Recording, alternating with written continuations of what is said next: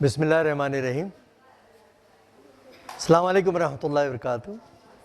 सारी तारीफ़ अल्लाह के लिए जो रोज़ जज़ा का मालिक है। हम उसी की इबादत करते हैं और उसी से मदद चाहते हैं। मेरा नाम सईद अहमद है। मैं पूना से आया हूँ। गुज़िस्ता 18 साल से हम पूरे इंडिया का दौरा करते हैं। लास्ट सिंस 2006 से एज ए मोटिवेशनल स्पीकर मैं अब तक इंडिया के 20 रियासतों के तकरीबन 500 से ज़्यादा शहरों में मुसलसिल हम साल के तकरीबन 7 महीने घूमते रहते हैं। एक कंसेप्ट है, टाइटल हमारा होता है अपना मकाम पैदा कर। तो एक ट्रेनिंग प्रोग्राम है, जलसा जुलूस है, मतलब बहुत बड़ी नहीं, हम ट्रेन करते हैं। तो इस ख़ास प्रोग्राम में पहले तो मैं आपका इस्तकबाल करता हूँ इस अदारे की जानिब से। आप इस प्रोग्राम में आए हैं, कितने लोग आए हैं उसका अहमियत नहीं है। अगर यहाँ इससे भी कम आते, 5 आते हैं, हम उसी ताकत से बात करते हैं। ये एक इंट्रोडक्शन प्रोग्राम है कि बच्चों की तरबियत, पेरेंटिंग वर्कशॉप ये काम करते हैं। तो बहरहाल आपका इस ख़ास प्रोग्राम में इस्तकबाल है। तो हम इफ़ेक्टिव पेरेंटिंग पे काम करते हैं। अभी बच्चों के साथ हमने काम किया। आप घर जाकर उनसे ज़रूर फीडबैक लें, क्या सीखा है आपने, ज़रूर बात करें। तो ये जो टूर हमारा निकला है, 19 को हम पूना से निकले हैं। फ़िलहाल 19 नवंबर को पुणे से हम अहमदनगर पहुँचे। अहमदनगर से हम आपके बीड़, औरंगाबाद, ये महाराष्ट्र के शहर हैं, औरंगाबाद से हम जालना, परभणी, नांदेड़, बसमत, अकोला, वाशिम, अकोला होते हुए यवतमाल, अमरावती और कुछ देहात बीच में कवर करते हुए चंद्रपुर होते हुए हम नागपुर पहुँचे। नागपुर से हम मध्य प्रदेश में हम एंट्री ली हमने। मध्य प्रदेश में सिवनी, जबलपुर और सतना होते हुए कल यहाँ पहुँचे। यहाँ से हमारा गुज़र है। अब कल प्रोग्राम हमारा इधर खानका में है और उसके बाद वहाँ से आज़मगढ़ के एक छोटा सा देहात है फतगुदिया, वहाँ पर प्रोग्राम है। उसके बाद हम बिहार में जाएंगे। बिहार में एक हफ़्ता रहेंगे। बिहार के मुख्तलिफ़ शहरों में प्रोग्राम है। वहाँ से हम आगे बढ़ेंगे। बिहार से वापस गोरखपुर होते हुए, गोंडा होते हुए, लखनऊ होते हुए, बरेली होते हुए हम दिल्ली पहुँचेंगे 27 दिसंबर को इंशाअल्लाह। और 3-4 दिन दिल्ली में प्रोग्राम है और वहाँ से राजस्थान हम जाएंगे। राजस्थान में तकरीबन 1 महीना हमारे प्रोग्राम से मुख्तलिफ़ देहातों में गांव-गांव फिरते हैं। वहाँ से गुजरात होते हुए हम फरवरी के फर्स्ट या सेकंड वीक में, ऑलमोस्ट फर्स्ट वीक में हम अपने शहर पहुँचेंगे। तकरीबन 3 महीने का ये सफ़र है। इससे पहले भी हम सफ़र कर चुके हैं। हम क्या करते हैं ये तो आपको जाने के बाद, यहाँ से निकलते वक्त पता चल ही जाएगा। ट्रेनिंग प्रोग्राम लेते हैं और ख़ासकर इस पेरेंटिंग वर्कशॉप में मुझे पहले ये बताइए कि अम्मी और अब्बा कौन है इसमें? दोनों मिल के आए हैं? कितने लोग हैं? अब माशाल्लाह 1 2 3, मतलब आप जोड़े के साथ आए हैं। आपका ख़ास इस्तकबाल है इसमें माशाल्लाह। तो बहुत बड़ी बात है क्योंकि पेरेंटिंग, इफ़ेक्टिव पेरेंटिंग सबसे बर्निंग इशू है। अभी तालीम और तरबियत की हम बात करते हैं और तालीम को ही हम सब अहम समझ रहे हैं। अगर उसके साथ तरबियत ना हो कोई फ़ायदा नहीं है। इल्म के साथ तरबियत भी होनी बहुत ज़रूरी है। तो आज इल्म तो बहुत ज़्यादा हो चुका है साहब। वो दिन हवा हो गए जब इल्म हासिल करने के लिए सफ़र करना पड़ता था। अब तो उंगलियों पे है। हम मजाक से कहते हैं उंगली करने आना चाहिए। और उंगली के बहुत सारे मीनिंग निकलते हैं। हर उंगली हर एक की एक नुमाइंदगी करती है। तो उंगली का ताल्लुक़ है दिमाग से। यहाँ उजाला है तो स्क्रीन पे भी उजाला ही मिलेगा। सबसे बड़ा चैलेंज तो पेरेंटिंग में यही आ चुका है, सबसे बड़ा चैलेंज मोबाइल फ़ोन। तरबियत को, तालीम देने को तरबियत समझ रहे हैं हम। तरबियत 80% ये पेरेंट्स का काम है। लोग क्या समझ रहे हैं, पेरेंट्स क्या समझते हैं, वो तरबियत ख़रीदना चाहते हैं। तरबियत ख़रीदने वाली चीज़ नहीं है, क्योंकि पालने को लोग तरबियत समझते हैं। बच्चों की ख्वाहिशात पूरे कर रहे हैं, अच्छा पाल रहे हैं, अच्छा खिला रहे हैं, सारी ज़रूरतें पूरा कर रहे हैं, और लोग इसी को पेरेंटिंग समझ रहे हैं। अरे पालने की जहाँ तक बात है, जानवर भी अच्छी तरह पालता है बच्चों को, वो तो ज़बरदस्त पालता है साहब। पालना तरबियत नहीं साहब।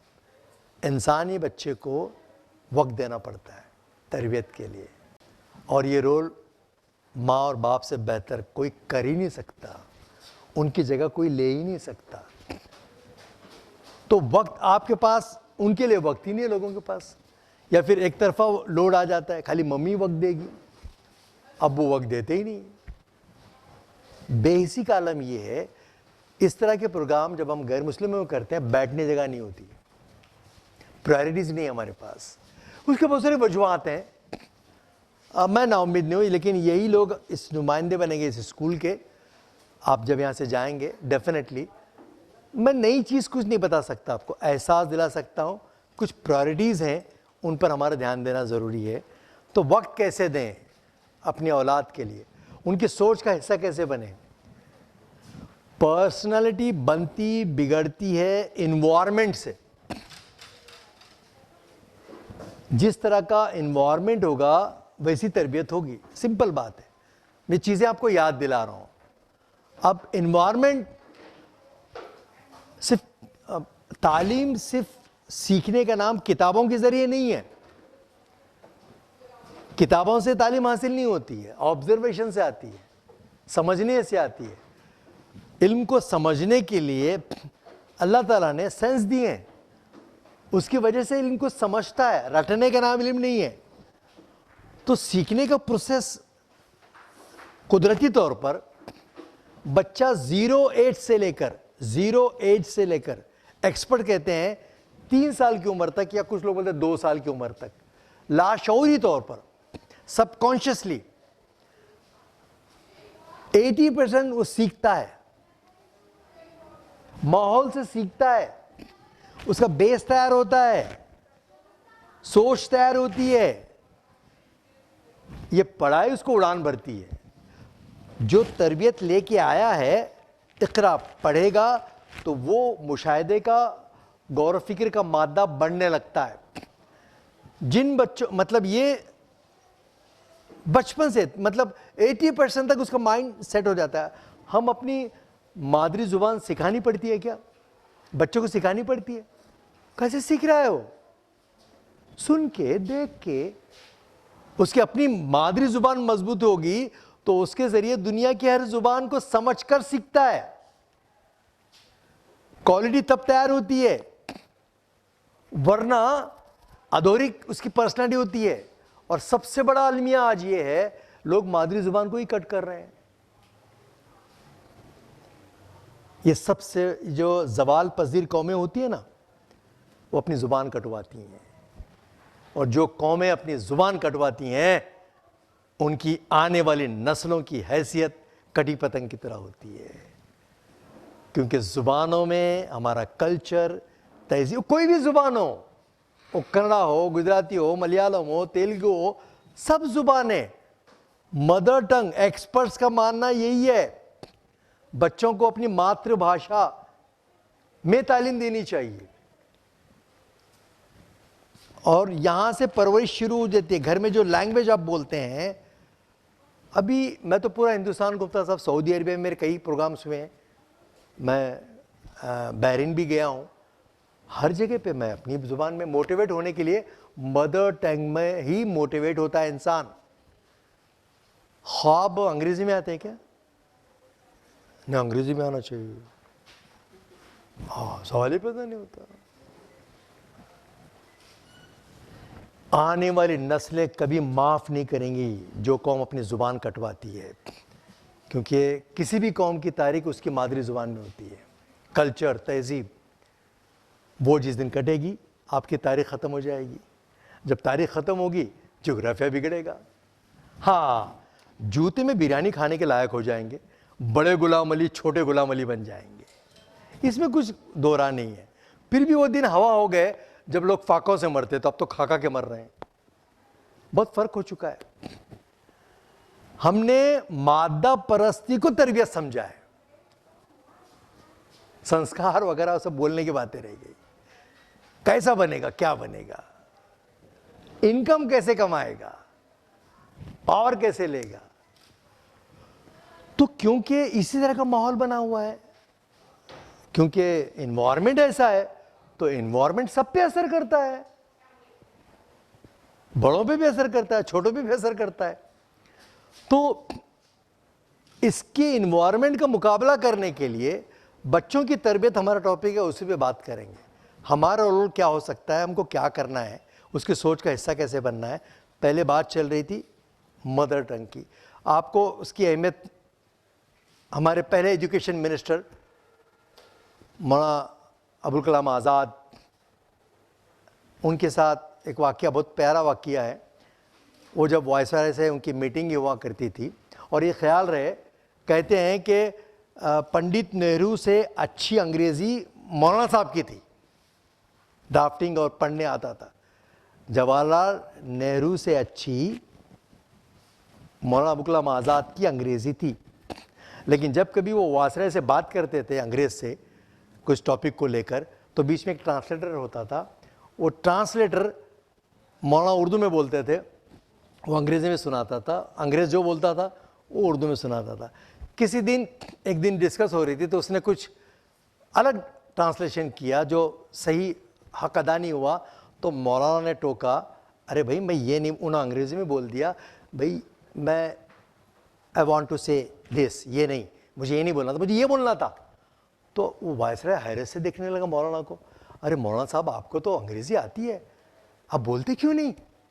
उन्होंने बड़े सफाई से, सादगी से जवाब दिया, आप हज़ारों मील दूर से आकर अपनी ज़ुबान छोड़ने को तैयार नहीं है, और मैं अपने घर में अपनी ज़ुबान कटाऊं? गैरत।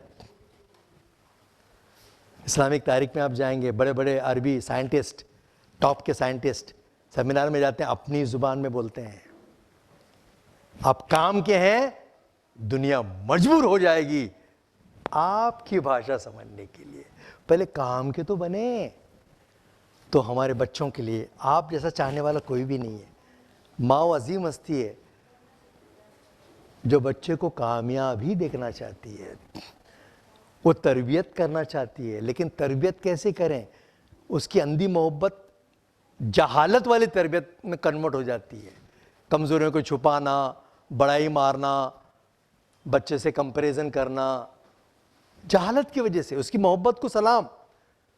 हाउ टू अप्लाई तरबियत एक्चुअल है क्या, ये समझने की बच्चे के जहन से सोचो। वो सीख रहा है, वो 0 एज से लेकर 3 साल तक जो सीखता है। और बाप तो साहब वो अजीम हस्ती है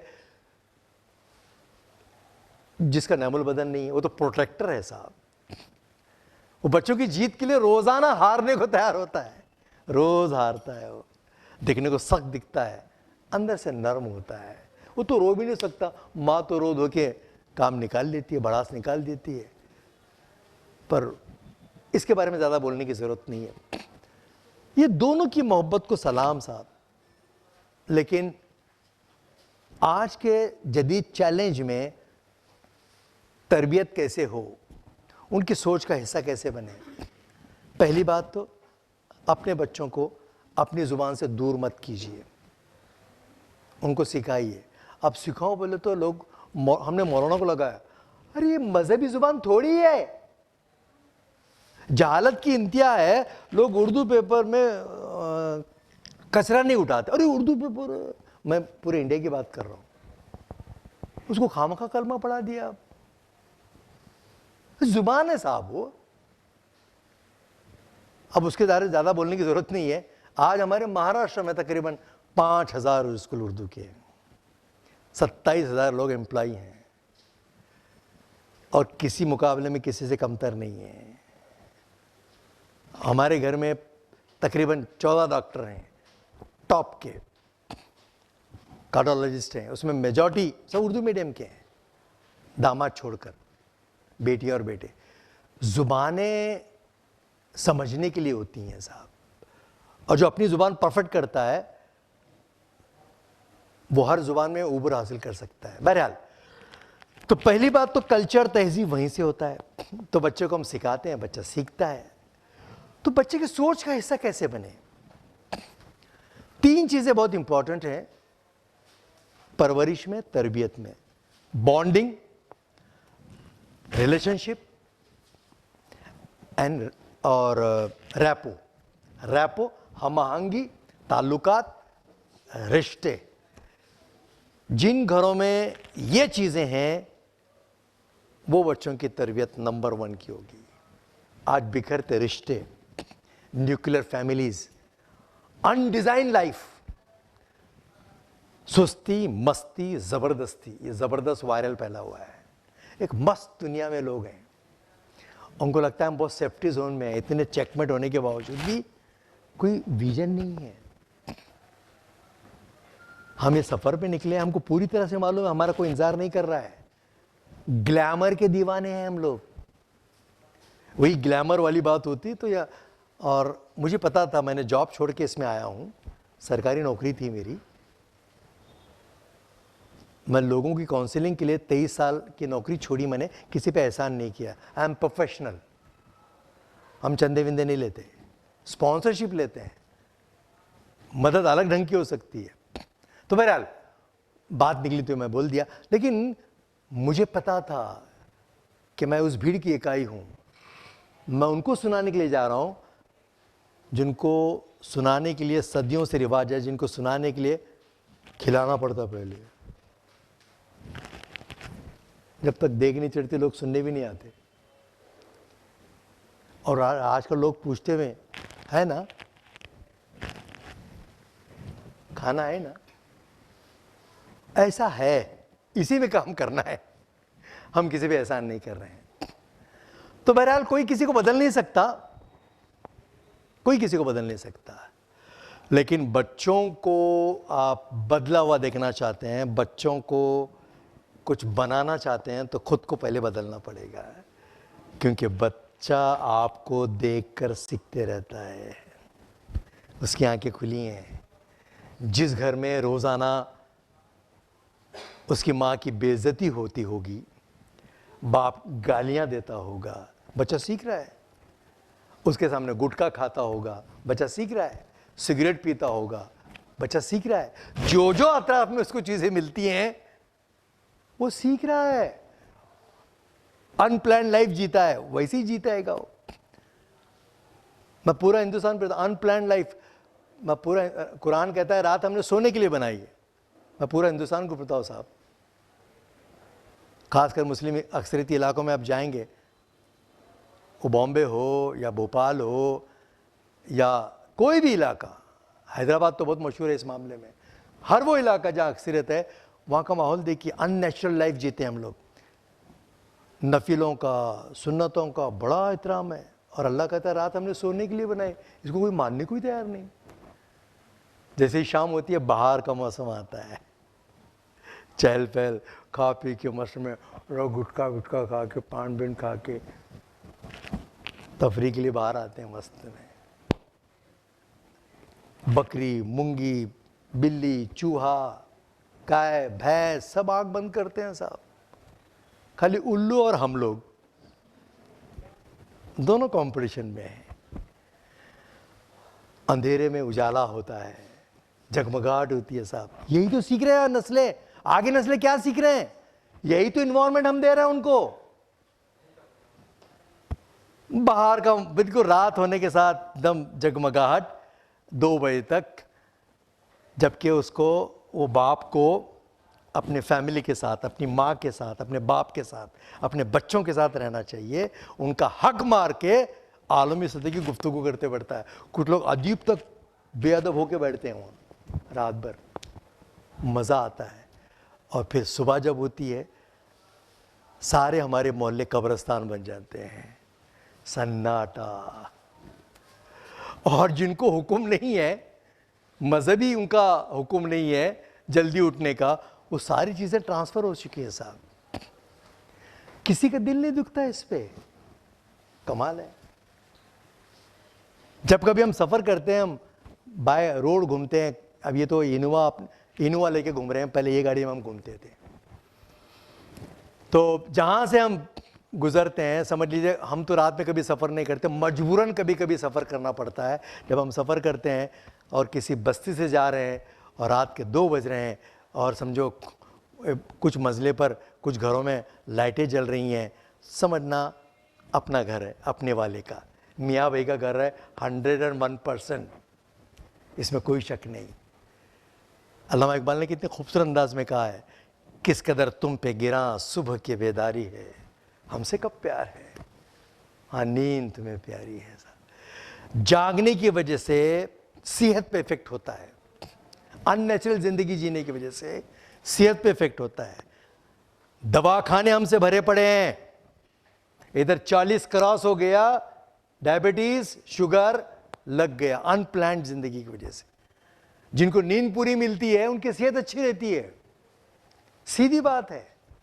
तो हमको आदत भी हो गई। बहरहाल मैं इशारा इस तरफ कर रहा था, आप बच्चों की तरबियत करना चाहते हैं तो पहले ये कुर्बानी देना होगा, मगरिब के बाद बच्चे घर में चाहिए, सिंपल। तो ये लाइफ स्टाइल, हमारे ग़िज़ाएँ, इस पे डिज़ाइन होना चाहिए। हम क्या खाते हैं, हेल्दी फूड नहीं खाते हम, तो मजबूत कौमें कहाँ से हम प्रोडक्ट करेंगे, कहाँ से वो लोग हम ये करेंगे। तो ये हेल्थ कॉन्शियस, नेचर के साथ जुड़ना, नेचर के साथ जुड़ना, अभी बच्चों के सामने वही बात की हमने, 5 सेंस को यूटिलाइज करना, इसमें सफाई रखना, क्योंकि जो देखते हैं वैसे ही बनते हैं हम।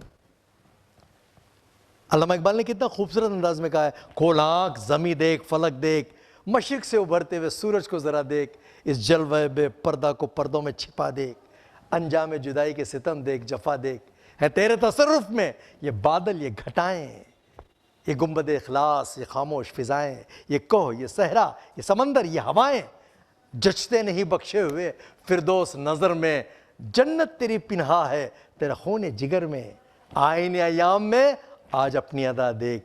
ये इन्वायरमेंट में 5 सेंस को साफ रखना, शख्सियत साजी वहाँ से शुरू होती है। बच्चा के लिए मॉडल बनना, जदीद तकाज़ों को मद्देनज़र रखते हुए जो डिफरेंट चैलेंजेस हैं, एक लाइफ स्टाइल पूरा एक प्रोग्राम बनाने के लिए कई चैलेंजेस हैं। सोशल मीडिया है और सबसे ख़तरनाक चैलेंज तो मोबाइल का ही है, बताने की ज़रूरत नहीं है। 5000 लोगों पे सर्वे किया गया हाल ही में, तो उसमें से अंदाज़ा ये लगा कि हर इंसान आजकल जो मोबाइल इस्तेमाल करते हैं, मोबाइल तो मजबूरी हो गया, आपको इस्तेमाल करना ही पड़ेगा। टीवी को हमने फोड़ दिया, आंख बंद करने से ख़त्म नहीं हुआ हो, दूरअंदेशी की हमारे को गाइडेंस ही नहीं मिला। अरे वो इंस्ट्रूमेंट है यार, वो बुरा कहाँ है?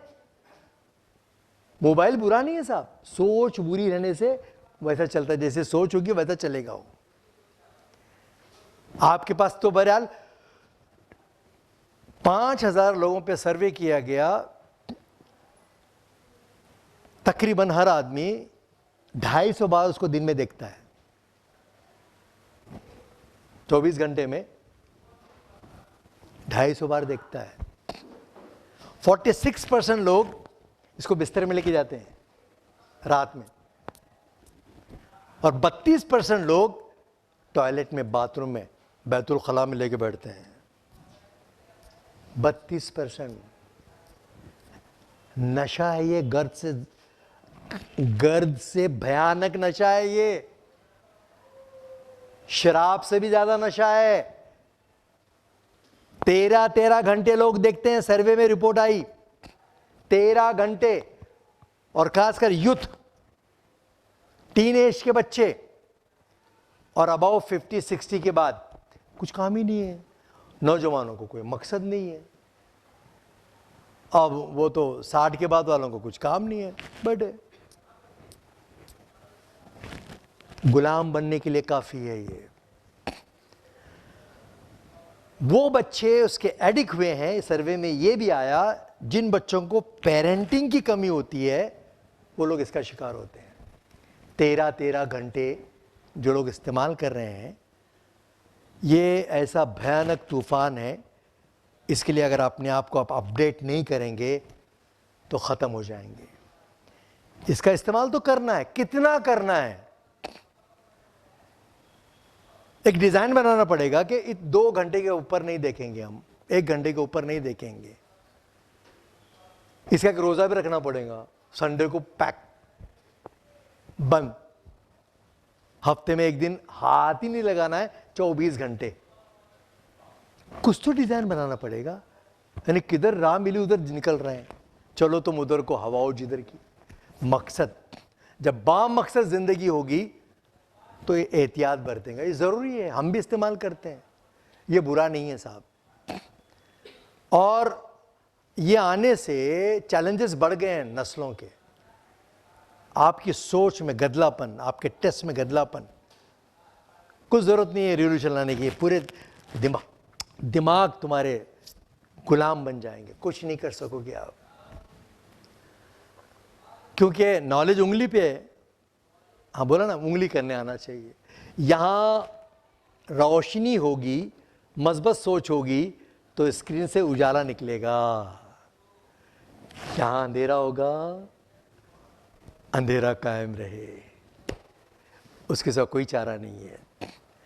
एक चैलेंज ये है, इससे कैसे छुटकारा पाएं। आपको डिज़ाइन करना है, कोई किसी का बोझ नहीं उठाता, खुद का बोझ खुद ही उठाना है। हम खुद के खुद शिल्पकार हैं। तो एट द एज ऑफ 19 तक बच्चों पर ध्यान देना ज़रूरी है। अब जिस घर में टेंशन होता है, नफ्सियाती तौर पर बच्चे डिस्टर्ब होते हैं, झगड़ा है, फैमिली डिस्प्यूट है। पहले क्या होता था, जॉइंट फैमिली हुआ करती थी, तो उसमें बच्चों को ज़्यादा प्रोटेक्ट था, तहफ़्फ़ुज़ था। खैर जॉइंट फैमिली के भी कुछ माइनस प्लस हैं, न्यूक्लियर फैमिली के भी माइनस प्लस हैं। जहाँ शिद्दत आती है वहाँ नुकसान है, जहाँ शिद्दत आती है वहाँ नुकसान आता है। पहले एक प्लस पॉइंट ये भी था, अगर बच्चा कहीं जा रहा है और चाचू ने देख लिया, बड़े अब्बू ने देख लिया, ए चल अंदर चल, तो लोग बिल्कुल एक लॉजिक बात समझते थे। अब वो ऐसा नहीं है, कई जगह ऐसा भी होता है, माँ बोलती आइंदा बच्चे को कुछ बोलना नहीं, वो हमारा बच्चा है, तुम ध्यान देना नहीं, हम है ना। और हम उनकी ख्वाहिशात पूरे करने को परवरिश समझ रहे हैं। बच्चा आपके अगर 10 डिमांड करता है, उसमें से 2 ही करने चाहिए या 3 करने चाहिए। शुरू से वैसी तरबियत होनी चाहिए। तो अब बॉन्डिंग, हम आहंगी, रेपो जो बोल रहे थे, ये जब कैसे बनेंगे इसके बारे में बात करते हैं। रिश्ते मजबूत कैसे बनेंगे, बच्चों के जहन का हिस्सा कैसे बनेंगे। ढेर सारे मसाइल हैं, पर अपनी बसात वक्त कोशिश ही बच्चों को निकाल सकती है। तो 19 साल तक उन पर तरबियत लाजिम है।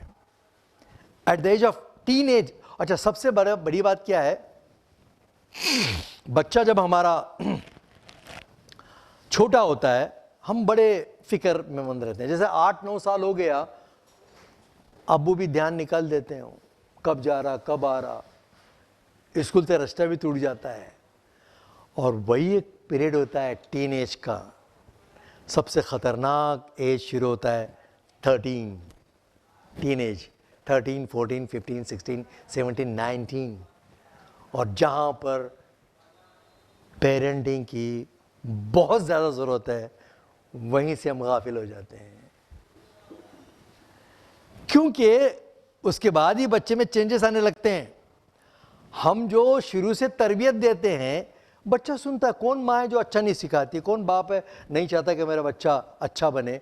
झूठ नहीं बोलना, गिबत नहीं करना, बोलते हैं ना साहब, सभी बोलते हैं, है ना। तो बच्चा बड़े अकीदत से सुनता है, झूठ नहीं बोलना। फिर अम्मी से एक दिन बोलती है, अब्बा को कौन तो बुलाने आता, जहाँ नहीं है करके बोल। बोलता झूठ नहीं बोलना। कुछ बच्चे सुनाते भी, अम्मी तुम झूठ बोल रहे। अब्बू बैठे थे सोफे पे, मैं दिल्ली में हूं, अब्बू तो घर में है। ये छोटी छोटी बातें आपकी वैल्यू गिरा देती हैं। वो बच्चे के सामने आपकी हैसियत माइनस होने लगती है। मेरा बच्चा मेरी बात नहीं सुनता, इसका मुझे दुख नहीं है, डर इस बात का है कि मेरे वो हर अमल को देखता है, वहाँ से सीखता है। क्योंकि बाद में बच्चों को मालूम है अब्बू क्या और अम्मी क्या है, भले बाहर कितना भी फिरे हो। कई बच्चे एक एज तक आपकी हर बात ऐसी सुनते हैं, उसके बाद एक लम्हा आता है आपको ऐसा देखते हैं। आप जब भाषण देते रहते हैं ना, ऐसा देखता हो, तब शौक लगता है, नीचे नजर कर, नीचे कर, मैं ऐसा देखता हूँ। सिग्नल मिल गया, आपकी हैसियत तो बोल नहीं रहा है, वो उसकी आंखें बोल रही हैं, वो आप पे गुस्सा कर रहा है। जब तक छोटा था, छोटे बच्चे को पूछो किसके जैसा बनना चाहता है, अम्मी जैसा, मतलब अब्बू जैसा। 12th के बच्चे को पूछो किसके जैसा बनना चाहता है, बोलता है कि अम्मी अब्बा। क्या हुआ भाई, होना तो ये चाहिए था। आंखों की ठंडक कब बनेगा, जब मेरे बेटे से कोई पूछे बेटा किसके सर का बनना चाहता है, और बड़ा होकर ये बोले मैं मेरा अब्बू जैसा बनना चाहता हूँ, मैं मेरी अम्मी जैसी बननी चाहती हूँ। इसको बोलते हैं आंखों की ठंडक साहब। तो ये इसके कहीं ना कहीं हम मुजरिम हैं। बच्चा बाहर से सीख के नहीं आता। जब बच्चों की तरबियत हम इस तरह से करते हैं, 3 साल 5 साल के बाद स्कूल में आता है, वो कच्चा मटेरियल है, आपका रॉ मटेरियल है, वो चिकनी मट्टी है, जरखीज मट्टी है, मिट्टी गारे से बने हैं। वो जरखीज मट्टी, आप ये असातिज़ाए कराम कुम्हार हैं, उस मट्टी को शक्ल देने के लिए मट्टी का गोला आप लेकर अदारे में आते हैं। अगर मट्टी खालिस रहेगी तो मंशा क्या है, उसका मटका बने, ताकि उससे ठंडा पानी सब लोग पिए, नस्ल दर नस्ल, वो मिसाली मटका बने। अब वो मट्टी में ही कचरा भरा हुआ है, झगड़े भरे हुए हैं, टेंशन है, गाली है, गलोज है, अननेचुरल लाइफ जीता है, तो असातिज़ा क्या करेंगे। माल बोगस आया, रॉ मटेरियल बोगस है, तो प्रोडक्ट भी बोगस होगा। और हम तो नंबर के गेम को सक्सेस समझ रहे हैं। एजुकेशन का मतलब सही लिखने सही पढ़ने आना है। मैं पूरा हिंदुस्तान फिरता हूँ, कहीं भी जाऊँ, मैं स्लम एरिया में भी जाता हूँ जहाँ पर वो सोच भी नहीं है, बहुत ही 4th ग्रेड का एजुकेशन दिया जाता है। वो बच्चों को हम पूछते हैं, वहाँ जाके भी काम करते हैं, वो बच्चों को पूछते हैं बेटा तुमको क्या बनना है, डॉक्टर इंजीनियर। कमाल है यार, अच्छा इंसान कौन बनेगा। हमारी ख्वाहिश ये होनी चाहिए बेटा कुछ भी बन, अच्छा इंसान बन। फिनिश। बच्चे को कंपैरिजन मत कीजिए, खरीद कर रेस जीप में बटाकर मत जिताइए। बेटा एग्जाम में फेल हो गया, कोई परवाह नहीं, कॉपी नहीं करना, ये तरबियत होती है साहब। फेल हो जाएगा चलेगा, लेकिन कॉपी नहीं करना कभी बेटा। हारना बुरी बात नहीं है। हम बच्चे से बात ही कब करते हैं इस मामले में, खाली ख्वाहिशें पूरे करने को बाप है, एटीएम कार्ड की तरह। माँ तो बेचारी वो अंधी मोहब्बत में उसके खामियां भी छुपाती है। कभी कभी तो होशियारी मारते हैं, बच्चा 40% मार्क लेता है, पड़ोसी को बोलते हैं 65%, बीमार था ना बोले। बड़ी बड़ी बातें करना, ये कहां से आया साहब, ईगो। तो बहरहाल मुख्तसर ये कि ये जो चैलेंजेस हैं, बच्चों के सोच का हिस्सा कैसे बने, उसके दिमाग में क्या चल रहा है। एट द एज ऑफ 19 तक आप जब ध्यान देते हैं उसके बाद उसको छोड़ दीजिए, हवा के रुख पे रहने दो, ये चलना सीख जाएगा, ये बच्चा लड़खड़ाएगा तो चलना सीख जाएगा। तो शुरुआत कहाँ से होती है साहब? रिश्ते। आज रिश्ते बहुत बिखरते फैमिलीज़ हैं, ये जैसा मैं शुरू में बता रहा था।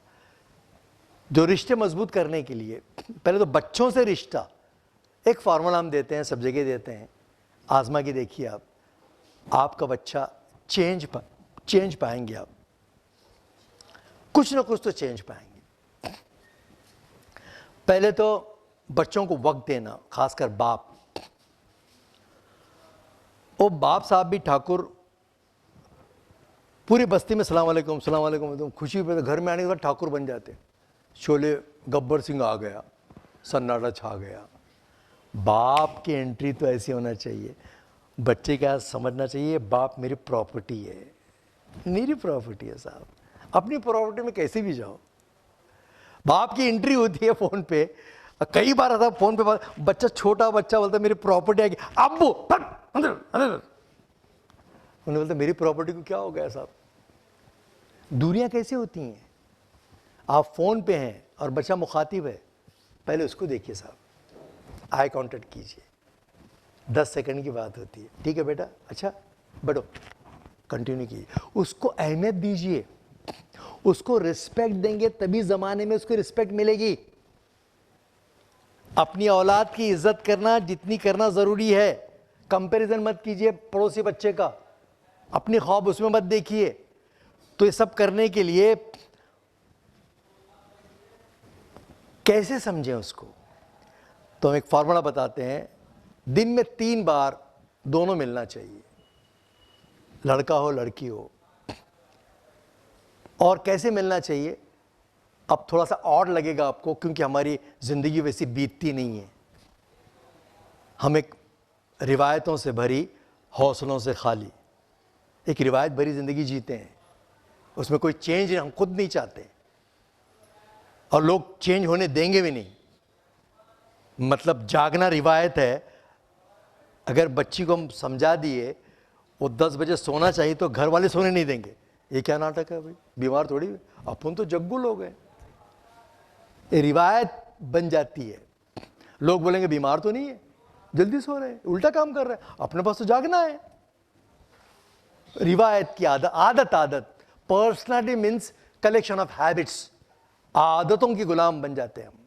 तो बहरहाल आप 3 बार मिलना है अपने लड़की से, लड़के से, कोई भी एज का हो, आई कांटेक्ट कीजिए।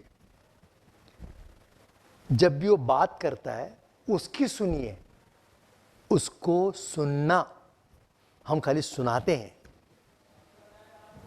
3 मिनट साहब, ज्यादा नहीं, सिर्फ 3 मिनट वो सेशन चलेगा, आप ही को पता है। उसको सामने बिठाना है और उसकी सुनना है। ये जब सिलसिला चलेगा, सुबह 3 मिनट, स्कूल से आने के बाद 3 मिनट, या तुमको जैसा मैनेज होता वो हिसाब से टाइम निकालें, लेकिन 3 बार अलग अलग वक्फे में उसकी आंखों में देखकर उसको सुनना है, सुनाना बिल्कुल नहीं है।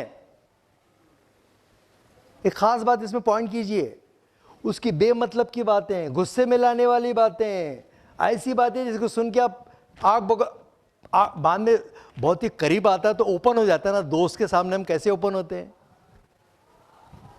राज की बात किसको बताते हैं, कोई गलतियां किससे शेयर करते हैं।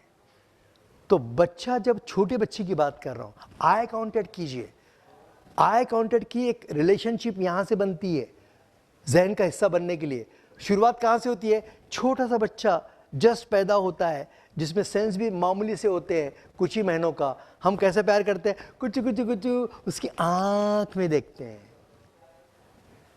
उसकी आंखों की भाषा समझते हैं। हेलो बेटा, कैसे आप, ओ, उसमें से मीनिंग निकालते हैं। बड़ा बात आंख में देखते ही नहीं। ये जो कनेक्शन है आंखों का, दिल तक उतरता है ना, आंखों से कैफियत का पता चलता है। हाँ? तो ये जब आप शुरू करेंगे कोई भी एज से, एट द एज ऑफ 19 तक ये सिलसिला करेंगे, थोड़ा सा और लगेगा, कई चीज़ें खुलेगी, उसकी शरारतें मालूम हो जाएगी, उसके रुझान का पता चलेगा, उसके एटीट्यूड का, उसके मिस्टेक्स का, उसकी कमज़ोरी का, वो खुलता जाएगा, शेयर करेगा बातें हमसे, एक रैपो बनेगा, मजबूती आएगी, हम आहंगी पैदा होगी। कई बार तो तरबियत सिर्फ सुनने से होती है। किसने बोला सिर्फ सुनाने से होती है? पेरेंट्स को ये शिकायत है, बच्चे हमारा सुनते नहीं। ईमानदारी से बोलो, हम कब उनका सुनते? नहीं सुनते साहब। हाँ मालूम, चलो बीच में से रोक देते हैं। भरपूर सुनिए उनको, बर्दाश्त कीजिए। ये रैपो जब चलेगा, ये बॉन्डिंग चलेगी, ये रिलेशनशिप होगा, आदत हो जाएगी रोज देखने की।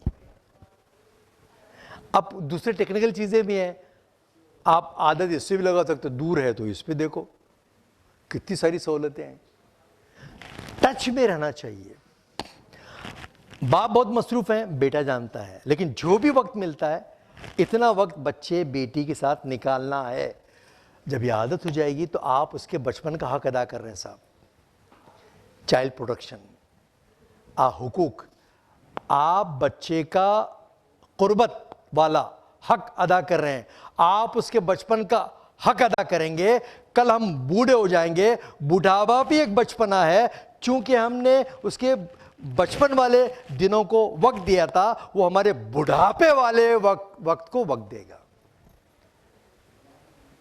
बुढ़ापे में भी नजदीक आके बैठेगा, क्योंकि आदत है बात करने की। अब वो कैसे है? अब वो आदत ही नहीं, खाली बिल भरने का डॉक्टर का और जरूरियात पूरे करने को तरबियत समझ रहे हैं हम। रिलेशनशिप का मतलब ही नहीं रहा। कई लोग तो इजहार भी नहीं करते, बेटा मैं बहुत चाहता हूं तेरे को, बोलते नहीं साहब। अजीब खप्त है, अजीब एक ईगो है। मुस्कुराते, कुछ वालिद तो माफ करना मुस्कुराते भी नहीं। अब देखो, अस्सलाम वालेकुम, वालेकुम सलाम, बैठो, जा रहे जाओ। अरे क्या हुआ भाई, ये आर्टिफिशियल मुखौटा कहां से लाए तुम? क्या बताना चाह रहे हैं? अपनी औलाद से ऐसे बिहेव करेंगे? अरे कब्र में वो उतारेगा साहब, आंखों की ठंडक वो बनना है, उसके साथ इतना खराब बर्ताव, कमाल है। ये कहां से आया हमारे में, मैं नहीं पता। और हदीस तो सब जानते हैं, सीरत का सब पता है, बातें तो बहुत बड़ी बड़ी करते हैं। बातें में इस कौम को कोई हरा नहीं सकता, कोई भी हरा नहीं सकता लफ्फाजी में। नंबर 1 है अमल में। खैर वो हमारा टॉपिक नहीं है, कोई किसी को बदल भी नहीं सकता। लेकिन छोटा मुंह बड़ी बात। तो हम बच्चे के साथ जब ये हक अदा करेंगे, यकीन जानिए, मेरे एक दोस्त हैं फुलमाड़ी, मेरे दोस्त हैं, उनके खुद की एज 75 ईयर्स है, 75 साल की उम्र है। उनके वालिद 90 क्रॉस कर चुके हैं। वो घर में उनका एक रिवाज था, ये रैपो रिलेशनशिप। वो मेरे को हाल ही में मिले थे, बोले पेरेंटिंग पे बात हुई, बोले मेरे वालिद कॉन्ट्रैक्टर, उसी बिज़नेस को मैंने अपनाया, तो रोज़ रिपोर्ट देनी पड़ती थी और उनसे सजेशन लेना पड़ता था। और वालिद ख़ास मामूल था घर में, आज बताओ कैसा, सुनाओ। सुनने के बाद फिर कुछ मशवरे देते थे। एक घर का रैपो था महीनों। तो बोले ये आदत थी। और फिर उसके अलावा निजी मामलात में भी, रिलेशनशिप में, दोस्तों के बारे में सजेशन, कहाँ जाना है कहाँ नहीं जाना है, ख़ानदान के बारे में डिस्कस, वो सुन के सुनाते थे। तो बोले सही सर, मेरे वालिद 92 ईयर्स के हैं, आज भी वो है, हालांकि वो मशवरे देने के लायक नहीं है, लेकिन मैं बैठता हूँ और आर्टिफिशियल मसाइल पूछता हूँ जो होते नहीं हैं, उनका दिल रखने के लिए, क्योंकि आदत है उनको। अब वो ऐसा हो गया, फिर अब्बा वो ऐसा हो गया, अच्छा तो ऐसा करो वैसा करो, कुछ भी बोल देते हैं। और जाने के बाद उनकी आंखों में एक चमक आती, अपने नवाज से नवाज, देख बेटा कैसा मेरा आज भी मेरी बात सुनता है। इसे कहते हैं आंखों की ठंडक, वक्त देना। सबसे ख़तरनाक पोजीशन हमारे ज़ईफ़ों की है। नो मोर हो चुके हैं। कल का घर का वो सरदार जिसके घर में एंट्री होने के साथ सन्नाटा छा जाता था, अब कोने में पड़ा है साहब, कोई पुरसा न्याल नहीं है। उसकी सारी प्रायोरिटी उसके लिए थी, अब वो सारी प्रायोरिटी बच्चे की तरफ कन्वर्ट हो गई क्योंकि वो कमा रहा है। अब स्पेशल डिश बनती है तो खुद की बीवी जो उसकी माँ ही अलग से निकाल के उसके लिए रखती थी, अब उसके लिए रख रही। पोजीशन चेंज, कोई मशवरा नहीं, कोई ये नहीं। दिल दहला देने वाले वाकयात यूट्यूब चैनल पे हाल ही में मैंने अभी एक अपलोड किया वीडियो। औरंगाबाद में हमारा अभी वर्कशॉप था, ताज़ी बात मैं आपको सुनाता हूँ, पेरेंटिंग की बात चल रही है। मैं ऑर्फनेज में हम रुके थे, हमारा क़याम ऑर्फनेज में था, तो हमने देखा वो ऑर्फनेज में एक ज़ईफ़ थे, 74 ईयर्स के थे। तो मैं मिला, भाई आप 74 साल, मतलब उम्र क्या है आपकी? बोले 74 साल की उम्र है। बोले मैं एसपी था गवर्नमेंट में, पुलिस डिपार्टमेंट महकमे में, एसआरपी के पोस्ट में एसपी की पोस्ट था, रांची का रहने वाला हूँ। अब मैं शिफ्ट हो गया औरंगाबाद में, महाराष्ट्र में। मेरे 3 बच्चे हैं, एक बच्चा मस्कत में है, दूसरा पूना में है, तीसरा औरंगाबाद में है। मैंने अपनी पेंशन बेचकर बच्चों को अमेरिका में तालीम दिलवाया। घर का सब कुछ है, घोड़ा मतलब कारें हैं, ज़ाती मकान है, लेकिन बच्चों ने मुझे घर से बाहर कर दिया। अब मैं यहाँ पड़ा हूँ साहब।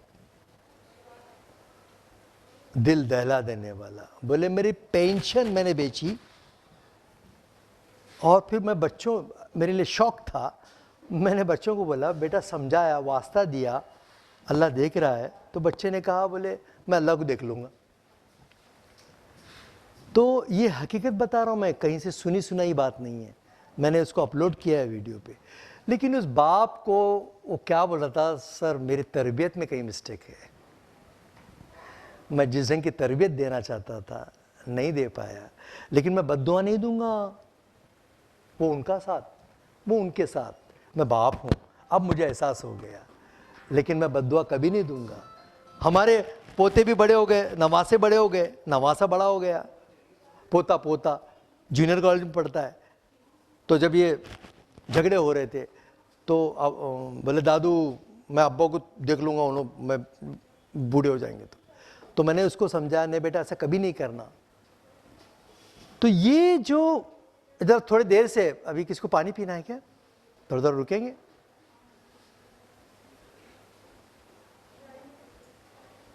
दो मिनट थोड़ा बर्दाश्त करेंगे? हाँ रुकिए थोड़ा सा, प्लीज़ प्लीज़ प्लीज़।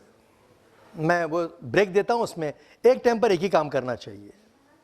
हमारा जो इशू है थोड़ा बर्दाश्त करें, रोज़ा बिज़ा तो रखते हैं ना अपन लोग, मैं समझता हूँ प्यास लगी होंगी, थोड़ा बर्दाश्त करें। तो उसने ये जो दिल दहला देने वाले वाक़यात, वो तो गैर जो तरक्की याफ्ता गैर मुस्लिम कौमें हैं, वहाँ तो ओल्ड एज होम में रहना बुरी बात नहीं है, वहाँ तो शौक़ से रहते हैं साहब, मर्जी से जाते हैं। और हमारा इस्लाम कहता है उफ न कहना, उफ न कहना। लेकिन घर में क्या टॉर्चर होता है सुन, देखिए आप, दिल दहला देने वाला। उससे बेहतर तो old age orphan old age home है साहब, कम से कम वो ताने और ये वो टॉर्चर से तो बच जाता है। जिसने एक शानदार ज़िंदगी जिस घर में गुजारी थी, आज नो मोर पड़ा हुआ है। तो कभी कभी ऐसा लगता है कि old age home is the better than ये। एक बहुत बड़े ताजिर थे, उनका बेटा, उनकी माँ ओल्ड एज होम में थी, और क्योंकि बड़े ये जो गैर मुस्लिम होते हैं वो बुरा नहीं मानते, तो हर 15 दिन में बातचीत होती थी, मिलना भी होता था। 15 साल से वो, रुकिए रुकिए,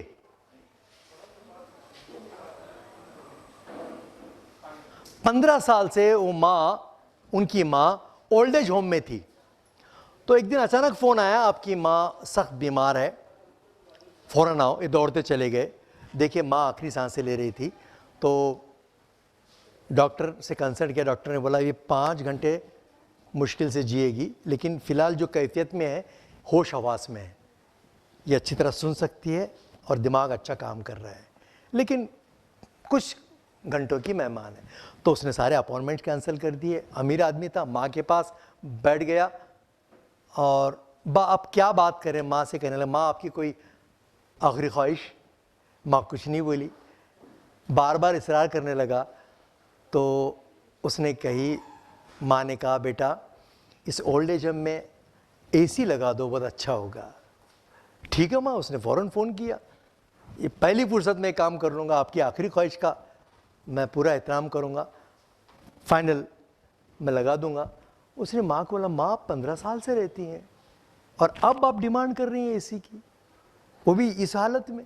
अब पहले बोल देती तो पहले लगा देता। माँ मुस्कुराई, बोले नहीं बेटा, मुझे गर्मी सहने की आदत है, आपको नहीं है ना। आपको नहीं है, मुझे है, क्योंकि मेरे बाद किसका नंबर है? किसका है? आप ही का है।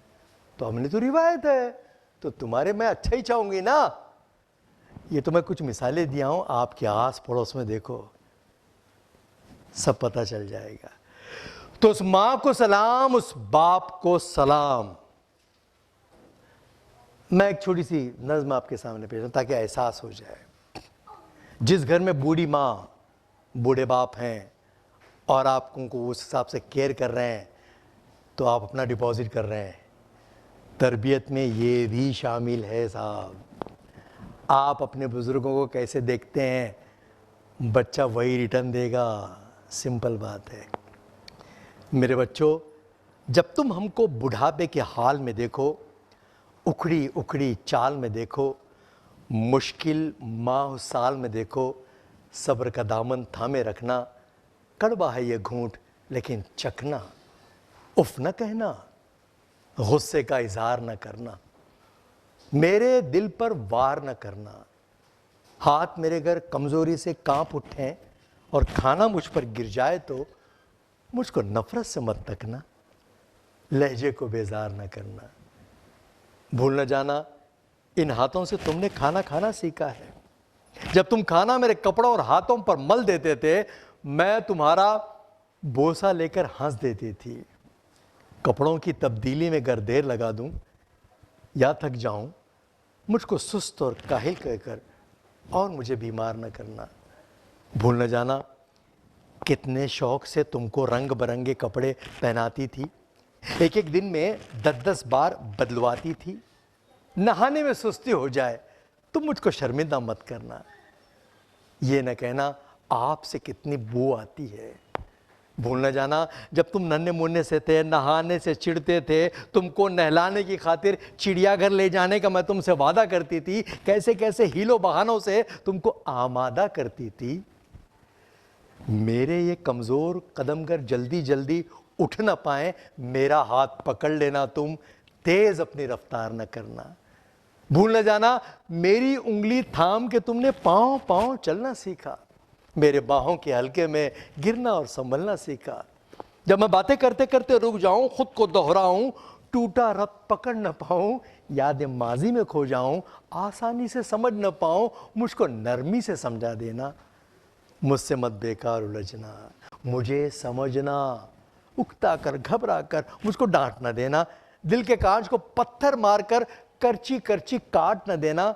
भूल न जाना, जब तुम नन्हे मुन्ने से थे, एक कहानी 100 बार सुना करते थे और मैं कितनी चाहत से हर बार सुनाया करती थी। जो कुछ दोहराने को कहते वो दोहराया करती थी। घर में जल्दी समझ न पाऊं, वक्त से कुछ पीछे रह जाऊं, मुझको कुछ मोहलत दे देना, शायद मैं कुछ सीख सकूं। मैंने बरसों मेहनत करके तुमको क्या क्या सिखलाया था, खाना पीना, चलना फिरना, उठना बैठना, लिखना पढ़ना और आंखों में आंखें डालकर इस दुनिया में आगे बढ़ना। मेरी खांसी सुनकर अगर तुम सोते सोते जाग उठो तो मुझको झिड़की ना देना। ये ना कहना जाने दिन भर क्या क्या खाते रहती हैं और रातों को खू करके शोर मचाते रहती हैं। भूल न जाना, मैंने कितनी लंबी रातें तुमको अपने गोद में लेकर टहल टहल कर काटी हैं। जब मैं खाना न खाऊं तुम मुझको मजबूर न करना, जिस शय को जी चाहे मेरा उसको मुझसे दूर न करना। परहेजों की आड़ में हर पल मेरा दिल रंजूर न करना। किसका फर्ज है हमको रखना, किसका फर्ज है हमको रखना, इस बारे में एक दूसरे से बहस न करना, आपस में बेकार न लड़ना। जिसकी कुछ मजबूरी हो उस भाई पर इल्ज़ाम न धरना। गरचे एक दिन हम कह दें अब जीने की चाह नहीं है, तुम हम पर नाराज ना होना। जीवन का ये राज समझना, बरसों जीते जीते आखिर ऐसे दिन भी आ जाते हैं जब जीवन की रूह तो रुखसत हो जाती है, सांस की डोर रह जाती है। शायद कल तुम जान सकोगे, इन माँ बाप को पहचान सकोगे। गरचे जीवन की इस दौड़ में हमने सब कुछ हार दिया है, लेकिन हमारे दामन में जो कुछ था तुम पर वार दिया है, तुमको सच्चा प्यार दिया है। जब हम मर जाएं तो हमको हमारे प्यारे रब की जानिब चुपके से सरका देना और दुआ की खातिर हाथ उठा देना। मेरे प्यारे रब से कहना, रहम हमारे माँ बाप पर कर दे, जैसे उसने बचपन में हम कमज़ोरों पर रहम किया था। भूल न जाना मेरे बच्चों, जब तक हम में जान थी बाकी, खून रगों में दौड़ रहा था, दिल सीने में धड़क रहा था, खैर तुम्हारी मांगी हमने, हमारी हर सांस एक दुआ थी। एजुकेशन एजुकेशन एजुकेशन, तरबियत माइनस हो चुकी है। जो बच्चा अपने माँ बाप का नहीं हो सकता वो दुनिया में किसी का भी नहीं हो सकता। कौम का खीमा खाएगा, डकार लेगा। जो अपने माँ बाप का नहीं हो सका, आज भी मैंने ऐसे ऐसे मॉडल देखे हैं। साउथ अमेरिका में एक लेडी थी, चेन्नई की रहने वाली, वहीं सेटल हो गई थी, एनआरए थी। उसको पता चला कि उसकी दादी बीमार है, नौकरी छोड़ के आ गई। किसके लिए? खिदमत करने के लिए, दादी की। और पूना में एक वाकया ऐसा हो गया, माँ और बाप दोनों थे, दोनों भाई गल्फ में थे। तो माँ का इंतकाल हो गया, दो में से एक ही भाई आया। आने के बाद तदफीन वगैरह हुई, सब हुई। तो बाप ने पूछा, अरे वो छोटा क्यों नहीं आया? नहीं, वो आपके टाइम पे आएगा। हमारा तय हुआ था, माँ को तू जाएगा, बाप को हो जाएगा। मैं कहानी किससे नहीं बोल रहा हूं मैं, तो चेन्नई की लेडी की बात कर रहा था। वो जॉब छोड़कर चेन्नई गई और 2 साल अपनी दादी की खिदमत की। कैंसर हो गया था। न सिर्फ खिदमत की, उसने एक वेबसाइट शुरू किया कि वो सारे लोग जो ज़ईफ़ों की खिदमत करते हैं, अक्सर ये जिम्मेदारी छोटे बेटे पे आती है। कहीं भी आप सर्वे करेंगे तो छोटे बच्चे केस में आती है। 5 भाई 7 भाई होंगे तो अच्छी बात है, मगर एक रिवाज है, क्योंकि बड़े भाई सरपरस्ती में छोटा भाई करेगा, ऐसा भी होता है। उसका मतलब ऐसा भी उसको नेगेटिव नहीं लेना चाहिए, सपोर्ट उनका है, चलो भाई तू देख ले, तू छोटा है तो फिक्र मत कर। तो उसने इनवाइट किया ऐसे लोगों को कि आप बूढ़ों की ये करें, आपकी प्रॉब्लम क्या है। एक ग्रुप बनाया उन्होंने, बेड सूजर्स होते हैं, सो कर बेड ये हो जाते हैं, हगीज कहाँ मिलते हैं, ट्रेनिंग कैसा होना चाहिए, इमीडिएट जो मटेरियल लगता है उनकी खिदमत के लिए। हगीज का प्रॉब्लम होता है, बिस्तर में ही फुजला हो रहा है, तो उनकी एक ग्रुप बनाया उन्होंने। हर सैटरडे संडे को उनकी काउंसलिंग करना। हमारे पास तो सोशल वर्क इसको समझा भी नहीं जाता, तो उनकी काउंसलिंग करना, उनको मजबूत करना। कैसे मजबूत करना, बात निकली इसलिए बता रहा हूँ। अक्सर जो भी भाई पालता है फिर दूसरे भाई देखने को आते हैं, क्या अम्मी से मिलने आया था, हर जुम्मा को आता हूँ मैं, हाँ मिलने आता हूँ। आके 8 दिन में एक बार आता है या कुछ 15 दिन के बाद आता है, आ रहा है, अरे वैसा नहीं पकड़ते, अरे क्या वैसा, अरे सीधा पकड़ो उसको। वो उसका रोज का मामूल है। एक बार आके उसको डिप्रेशन में डाल के जाता है। अच्छा देखते जाओ। तो इसमें आप सेल्फ मोटिवेट कैसे करें अपने आप को।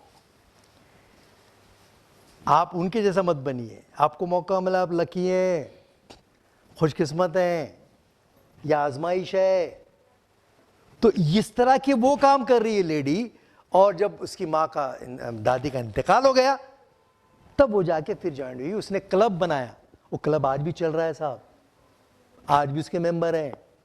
कौन मेंबर बनेगा जिसके घर में ज़ईफ़ हैं, साहब जो कौम है, हमारा कुरान तो कहता है उफ ना कहना। तो ये बात मैं इसलिए थोड़ा डिटेल बोला कि सबसे बड़ी जो तरबियत होती है वो आप बड़ों की खिदमत करेंगे, बेटे आपकी खिदमत करेंगे।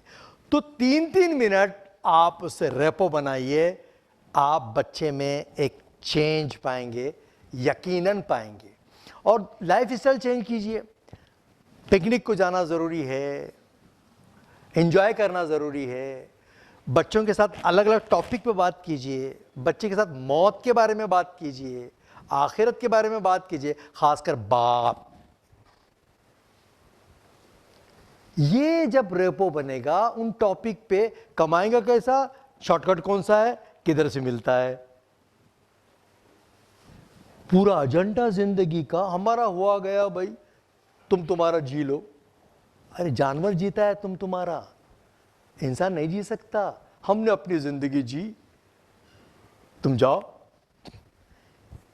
मटेरियलिज्म की वजह से होता है। तो ख्वाहिशें जब मकसद बन जाती हैं, ख्वाहिशात जब मकसद बन जाती है, तो मादा परस्ती कब आती है पता भी नहीं चलता। तो ये जब हम करते हैं तो हम एक्चुअली, अब वक्त हो गया, हम एक पेपर भी निकाले हुए हैं, वो एग्ज़ाम देना है पेरेंट को। 5 पेपर हैं साहब। हर पेपर में, वो यूट्यूब से मिलेगा पेपर आपको, हर पेपर में 5 सवाल आते हैं तरबियत के, अलग अलग टॉपिक पे हैं, अलग अलग टॉपिक के। तो हर पेपर में 5 सवाल आते हैं। एक सवाल को 20 मार्क का है, 100 मार्क का पर्चा है। आप वो पेपर पढ़ें, खुद एग्ज़ाम दें, खुद ही चेक करें इस पॉइंट पे मैं कितने मार्क मिलने चाहिए, इस पॉइंट पे कितने मार्क मिलने चाहिए। दीनी तरबियत पे एक चैप्टर है, इल्म को बढ़ाने के ज़ौक़ पे एक चैप्टर है, रिश्तों को बनाने के लिए एक चैप्टर है। ये बच्चे के साथ मेरा रेपो, रिलेशनशिप, बॉन्डिंग कैसा है, खुद ही तय करना है। मुझे 20 में से कितने मिलने चाहिए, 20 के 20 मिलना चाहिए, 18 मिलना चाहिए। तो मैं एक अच्छा पेरेंट हूँ या नहीं हूँ। बच्चे के लिए हमको सेल्फ एनालिसिस की ज़रूरत है। बहादुर शाह ज़फ़र का कितना प्यारा शेर है, न थी हाल की हमें अपनी खबर, रहे देखते औरों के ऐब व हुनर, पड़ी अपनी बुराइयों पे जो नज़र, तो निगाह में कोई बुरा न रहा। मैं कितना अच्छा, मैं कितना बुरा। हम अभी बात मैम से वही चल रही थी, यूट्यूब चैनल हमने, लेकिन पूरा कॉन्सेंट्रेट हम नहीं कर पाते क्योंकि हम यहाँ बहुत बिज़ी रहते हैं। लेकिन हम जहाँ भी जाते हैं हम बोलते हैं कि भाई इफ़ेक्टिव पेरेंटिंग पे, वर्कशॉप पे हमारे बहुत सारे लिंक हैं, आप ज़रूर उसको विज़िट करें। अब कोई सवाल है तो सवाल पूछ सकते हैं।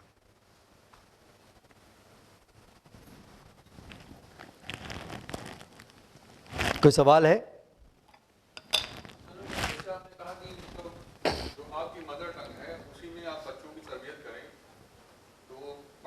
तो सारी इंग्लिश में आजकल हो गई है, तो इसमें हम कैसे करें? देखिए, बहुत अच्छा सवाल है। नहीं, मैं कहाँ कर रहा हूँ कि अंग्रेजी न पढ़ाएं। अपनी ज़ुबान की हिफाजत करें, एक लैंग्वेज उसको आनी चाहिए। हिब्रू यहूदियों की ज़ुबान अभी भी है। पूरे इंडिया आप घूमेंगे, कन्नड़ वालों ने अपनी ज़ुबान नहीं काटी, मराठी वालों ने अपनी ज़ुबान नहीं काटी। क्या नहीं पढ़ रहे हैं वो? वहाँ तो अंग्रेज़ी बोलते भी नहीं। हमारे जहनों में एक एहसास कमतरी बिठा दी गई है। तरक्की ज़ुबानों से नहीं, सलाहियतों से मिलती है साहब। तो आप, ठीक है, सिस्टम नहीं है ना, सिस्टम नहीं है तो ठीक है, आप एग्ज़ाम उर्दू के नहीं दे सकते, 10th का एग्ज़ाम नहीं दिलवा सकते उसको। आप जर्मनी पढ़ा सकते हैं, जापानीज पढ़ा सकते हैं, इसका मामला है ना। और कल्चर को कुर्बान कर सकते हैं। अब कई लोग जर्मनी सीखते हैं, क्या जर्मनी सेटल हो गए? नहीं हो गए, नहीं गए। अरे वो दूसरी जुबान बड़ी मुश्किल से सुनता है, ये तो मदर टंग है, 3 महीने में अच्छी बोलता है वो। कितने? 3 साल लगाने की जरूरत नहीं है, 3 months में ये प्रायोरिटीज पे है। जो कौमें अपनी जुबान कटवाती हैं, आप बहुत सारी बातें तस्लीम करते हैं, आप बड़े से बड़ा स्कॉलर बोलता है कि मदर टंग में एजुकेशन होना चाहिए। ठीक है, हमारा एजुकेशन जो है, मैथ्स अब अंग्रेजी है, फिजिक्स अंग्रेजी में पढ़े, मैं लिटरेचर की बात कर रहा हूँ साहब, मैं अदब की बात कर रहा हूँ। बाद में बोलेगा अल्लामा इकबाल कौन थे नहीं मालूम होगा, गालिब कौन था नहीं मालूम होगा। अपनी जुबान, यहाँ दिल्ली के करीब में मैं कहीं पढ़ा था, एक यहूदियों की बस्ती है, एक सोसाइटी है, वहाँ यहूदी सब रहते हैं, 500-400 किलोमीटर दूर उसके अतराफ में कहीं है वो। तो वहाँ जैसा सोसाइटी में कोई जाना तो परमिशन लेके जानी पड़ती है, जा सकते हैं आप। वो बहुत बड़ी गांव टाइप है वो सोसाइटी, मतलब एक गांव ही है छोटा। वो गांव में आपको हिब्रू में बोर्ड मिलेंगे, वहाँ हिब्रू ही बोली जाती है, क्योंकि ख्वाब मादरी जुबान में आते हैं, इंग्लिश में नहीं आते। सोचता है, क्रिएटिविटी, न्यूनेस। तो अपनी मादरी जुबान की हिफाजत, ये मजहब से कुछ लेना देना नहीं है, पहले ये क्लियर कर लें आप, कुछ लेना देना नहीं है। जवाल पजीर कौमें जुबान कटाती हैं पेट की खातिर, सवाल ही पैदा नहीं होता। तो मैं ये नहीं कह रहा हूं कि 3 महीने साहब 17 नंबर का फॉर्म भरिए, 10th में पास करवाइए। हम अब उर्दू पढ़ो बोलो तो मौलाना को लगा ना हम उर्दू पढ़ा, जो मौलाना, अरे अरे मौलाना कैसे पढ़ेंगे उर्दू, वो तो दीनियात पढ़ाएंगे। उसको खामखा कलमा पढ़ा के छोड़ दिया उर्दू को। यार एक जुबान है वो, एक तहजीब है, एक कल्चर है, आदाब जिंदगी है। इतना गुलामाना ज़हनियत हो गई, रिश्ते भी जब जनते ना इंग्लिश मीडियम क्यों है बोलते, सिंह लगे हुए। ये गुलाम लोगों की कहानी है।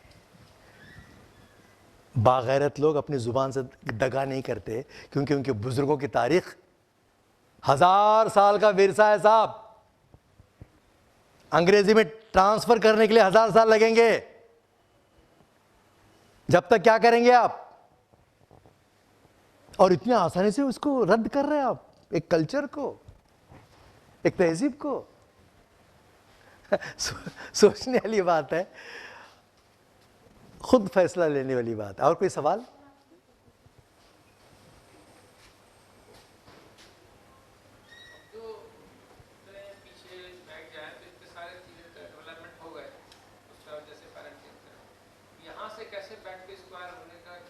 आज के बाद 3 टाइम दीजिए, 3-3 मिनट का बस। बच्चे को वक्त दीजिए, उसका फ्रेंड बनिए। कहाँ जा रहा है, किससे मिल रहा है, दोस्त लोग कौन है, ये मालूम होना चाहिए। वो हमारी रिस्पेक्ट के साथ डरे। और दूसरा एक सबसे बड़ा अलमिया ये है, आज़ादी से पहले हमारी बेटियों के लिए पढ़ाई की बहुत फिक्रमंद होती थी। सिर्फ 4% हमारा रेशो था, लड़कियां हमारी 4% पढ़ती थीं। अभी नया सर्वे आया, अबाउट 70 हो गया, कुछ लोग 74 बोल रहे हैं। मतलब लड़कियां हमारी अब 74% पढ़ रही हैं। जब ज़रूरत थी तो मुहिम चलानी पड़ी, लड़कियों को तालीम दो। अब मुहिम आने वाली है, लड़कों को तालीम दो। लड़कियां खूब पढ़ रही हैं, क्यों? उनकी पेरेंटिंग अच्छी हो रही है, उन पर पूरी ध्यान है। वो 10 मिनट भी लेट आती है तो आप टेंशन में आते हैं, अरे क्या हुआ, अभी तक गाड़ी नहीं आई, तो फोन करो, किधर गई थी? और लड़का 2 घंटा लेट आता, सब कान पे जू भी नहीं रखती, अब्बू पे गया ना वो, कब भी आ रहा कब भी जा रहा।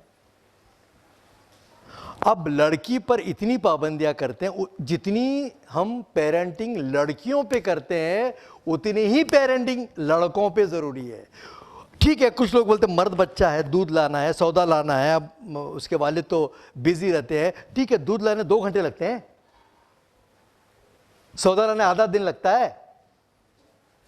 पहले बाप को बदलना पड़ेगा। मगरिब के बाद वालिद घर में रहेंगे तो बेटा भी घर में रहेगा। हाँ, काम की नोयत ही ऐसी है कि रात को देर तक बैठना पड़ता है, तो ये बात तो बच्चे भी समझते हैं।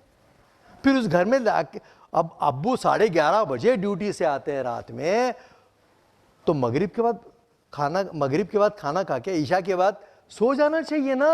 अब्बू आके गरम करके खा लें, वो एक आदमी सबको सजा देगा? कमाल है। सारा घर जागेगा, 11:30 बजे कुकर की सीटी बजेगी या सो के उठे। तो ये बच्ची को जब इतनी पाबंदियां आप लगा देते हैं तो मरती क्या ना करती, वो अच्छा पढ़ती, क्योंकि उसको मालूम है आज़ादी का यही एक सेक्शन रुका हुआ है, जिस दिन मैं फेल हो जाऊंगी घर में बैठना पड़ेगा। नतीजा लेवल बिगड़ गया साहब। बाहर क्यों नहीं जाएगी फिर वो? किसी और के साथ क्यों नहीं जाएगी साहब? क्योंकि यहां तो लेवल आपने बराबरी का रखा ही नहीं है। वो गुटखा खा के मैच होगा?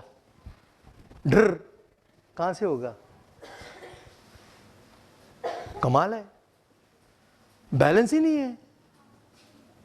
तो ये जो इम्बैलेंस हो गया है, तो मैं तो समझता हूं जो बच्ची किसी का हाथ पकड़कर चले जाती है, गलती उसकी नहीं साहब। अगर वो मुर्तिद हो जाती है, गलती उसकी नहीं है, माशरे की है, समाज की है, माँ बाप की है।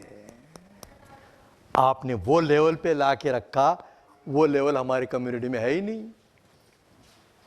उसका ज़हन खुल गया। स्प्रिंग को दबाएंगे, टूटेगी तो सीट फाड़ देगी। कई तो टूट ही जाते हैं, अब सीट फाड़ रहे हैं, और क्या क्या फटेगा मालूम नहीं। तो लड़कों को तालीम दो और लड़कों की तरबियत करो। ये गांव हम छोटे आदमी हैं, हम तो गांव फिरते हैं साहब, नो ग्लैमर। ये आज 20-22 लोग हैं, इसमें से एक फैमिली में 10 तक बैठी, हमारा मिशन सक्सेस है। कोई किसी को नहीं बदलता साहब, तब बकवास बातें हैं। तकरीर करने से दुनिया बदलती तो दुनिया का नक्शा ही कुछ और होता है। एक मेथड है समझाने का, ये बातचीत का अंदाज है, रिवायती अंदाज आपको नहीं लगेगा इसमें। हम ट्रेनर हैं, मुकर्रिर नहीं हैं। हम एक्टिविटीज़ लेते हैं, हम दिन भर का एक्टिविटीज़ लेते हैं, कुछ चीज़ें करके दिखाने हैं प्रैक्टिकली अंडरस्टूड के लिए। तो भाई हम तो ट्रेनर हैं। स्कॉलर अलग लोग हैं, वो स्कॉलर होंगे। स्विमिंग पे किताबें सब पढ़े हुए हैं, पानी में उतारेगा कौन? पानी में उतारेगा कौन? तो हम परफॉर्मिंग स्किल सिखाते हैं, नफ्सियाती तर्ज अमल क्या होना चाहिए, बच्चों की सोच का हिस्सा कैसा बनना चाहिए। तो ये इम्बैलेंस बहुत खतरनाक है। मैं आपके यूपी की बात नहीं कर रहा हूं, मेरे पास अपडेट है, मैं ज़मीन से जुड़ा हुआ आदमी हूं, गांव फिरता हूं और किसी पे एहसान नहीं करता। ये मेरा पैशन है, ये मेरा काम है, और इसको हम मज़हबी नाम भी नहीं देते। वो क्या है, सुनने के बाद पता चलता है कि हम क्या बोल रहे हैं और किस महत्व पे बोल रहे हैं। तो ये बहरहाल बहुत ज़्यादा ध्यान हमारे बच्चों पर देना ज़रूरत है। उसके लिए वालिद को अपना लाइफ स्टाइल चेंज करना पड़ेगा। और कोई सवाल?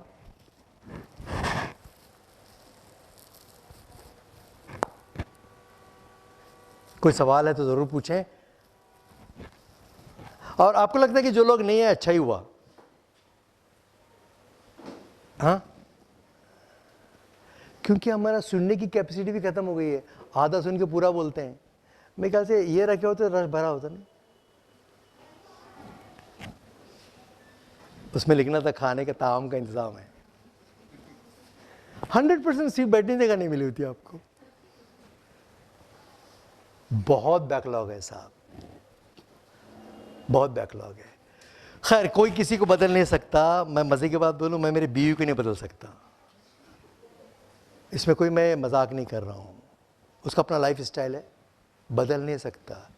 मैं अपने बच्चों को बदल नहीं सकता, लेकिन एक चीज़ है, मैं अपने आप को बदल सकता हूं। आप अपने आप को बदलिए, दुनिया बदली हुई नज़र आएंगे साहब। सिंपल यही बात है, यही फार्मूला है कि इसको बदलने के चक्कर में माशरे की इस्लाह, अरे खुद की इस्लाह कर लो यार। माशरा खुद ब खुद बदलते हुए वो एक मैग्नेटिक पावर होता है, उस तरह के लोग आपसे जुड़ जाते हैं और उसी को बोलते हैं मैं अकेला ही चला था जाने पे मंजिल मगर लोग साथ आते गए, कारवा बनता गया। ये हमारे कारवे में आज ये भी शामिल था और हम कैसा फॉलो अप करते हैं सर को मालूम है। हम कोशिश करते हैं अपने हिस्से की। तो बहरहाल कोई और सवाल है तो ज़रूर पूछे, मुझे लगता है इतना काफ़ी है, बाद में भी आप पूछ सकते हैं और अपने फीडबैक ज़रूर दें, जो भी आपके फीडबैक हैं ज़रूर दें। और कोई सवाल यहाँ से माओ की तरफ से? जी, बच्चों की तरबियत ज़रूरी है, बच्चों को टाइम देना, लेकिन बच्चों को टाइम देने के साथ साथ दीन की खिदमत भी करना, यानी लोगों की इस्लाह भी करना, ये दोनों का बैलेंस बनाना थोड़ा टफ टास्क लगता है। ये कैसे बैलेंस बना? देखिए आपका शेड्यूल अगर है, किसको कितना वक्त देना है, दीन को कितना देना है, दुनिया को कितना देना है, घर को कितना जाएगा और बच्चों को कितना देना। मैं तो बोलता बच्चों से 3 बार 5-5 मिनट मिल रहा है, 2-2 मिनट मिल रहा है।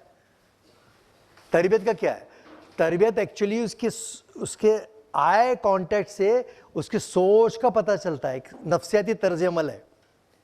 बच्चा अचानक खामोश हो रहा है तो आंखों से पता चलता है कुछ प्रॉब्लम हो गया। खुश है तो खुश क्यों है, कोई इसको गिफ्ट दे रहा तो क्यों दे रहा है, दोस्त ने दिया। कौन है दोस्तों जो मेहरबान हो गया? बच्चों के साथ बदफेली होती है, जिंदगी तबाह हो जाती हैं, कई लोगों की जिंदगी तबाह हो गई। तो बच्चों को यह भी बताना पड़ेगा माँ बाप का, तुम्हारे बदन के कौन से हिस्से हैं जिसको कोई टच नहीं कर सकता, और कोई टच किया तो उस वक्त आपको क्या करना चाहिए, हमको आगे बताना चाहिए। तो क्लासिफिकेशन एक बार हो जाएगा प्रायोरिटी के हिसाब से। मैं कह रहा हूं मसरूफ तरीन जिंदगी में से जब भी आपको वक्त लगता है, जब भी वक्त मिलता है, पहली प्रायोरिटी बच्चों के साथ सुनना। सुनने से, सुनाने से तरबियत नहीं होती, कई बार सुनने से भी होती है।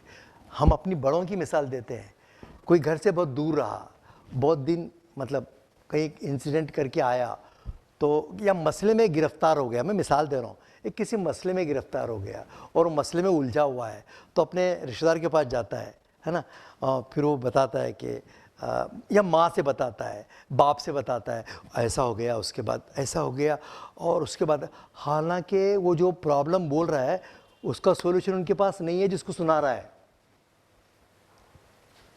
वो जिसको सुना रहा है वो उसकी कुछ भी मदद नहीं करने वाले हैं, लेकिन इंसान की फितरत पे भड़ास निकालता है, फिर ऐसा हो गया, फिर वो सुनने वाला अच्छा, ओ अरे अरे अरे अल्लाह आसान करे, ऐसा क्या, अच्छा अच्छा अच्छा अच्छा, तस्कीन मिलती है इससे।